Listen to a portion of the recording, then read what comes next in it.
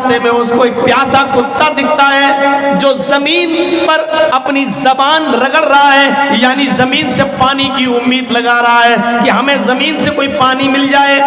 اس عورت کو اس کتے پر رحم آ گیا، اس طوائف کو، اس بدچلن عورت کو۔ ایک حدیث میں آتا ہے کہ اس نے اپنی اوڑھنی، اور دوسری حدیث میں آتا ہے کہ اس نے اپنے پیر کا موزہ اتارا اور اس کو اپنے دوپٹے سے باندھا اور اس کو کنویں میں ڈالا اور اس موزے کو پورا بھگو لیا، تر کر لیا، اور اس کتے کے پاس جا کر اس نے اس موزے کو یا اپنی اوڑھنی کو نچوڑ دیا۔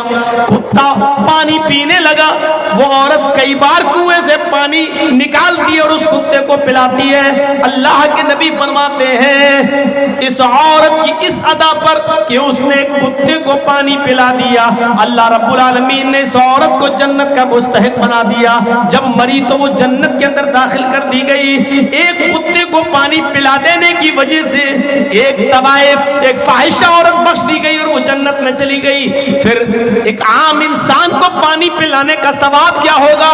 ایک عام انسان کو اس بھید بھاؤ کو ختم کر دیا جائے کہ کون ہندو ہے، کون مسلمان ہے، کون سکھ ہے، کون عیسائی ہے، کسی بھوکے کو کھانا کھلا دیا جائے، یہ سوچے بغیر کہ یہ ہندو ہے کہ مسلمان ہے، سکھ ہے یا عیسائی۔ میرے بھائیوں، حدیث کی کتابوں میں بھرا پڑا ہے۔ اللہ کے نبی صلی اللہ علیہ وسلم نے یہ فرمایا کہ جس کا پڑوسی بھوکا سو گیا اور تم کھانا کھا کر سوئے ہو تو تم مومن نہیں، مومن نہیں۔ پڑوسی کی قید میں ہندو اور مسلمان کی قید نہیں لگائی ہے۔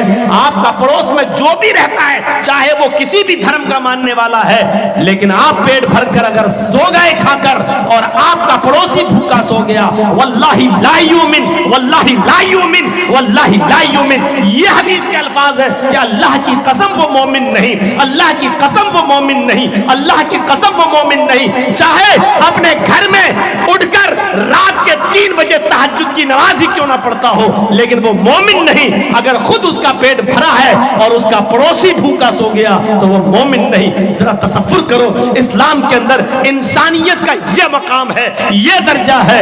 وہ کہتا ہے اسلام کہ تہجد بھلے ہی نہ پڑھو لیکن پڑوسی کو بھوکا مت سونے دو۔ میرے بھائیوں، یہ اسلام کی تعلیم ہے، یہ اسلام کی شکشا ہے۔ ایک کتے کو پانی پلا دینے کی وجہ سے طوائف جنت میں چلی جاتی ہے، تو پھر انسانیت کو کھلانے اور پلانے والا یہ کتنا بڑا ثواب کا مستحق ہوگا۔ یہاں سے ہمیں اور آپ کو اندازہ لگانا چاہیے اور اندازہ لگا کر سوچنا چاہیے۔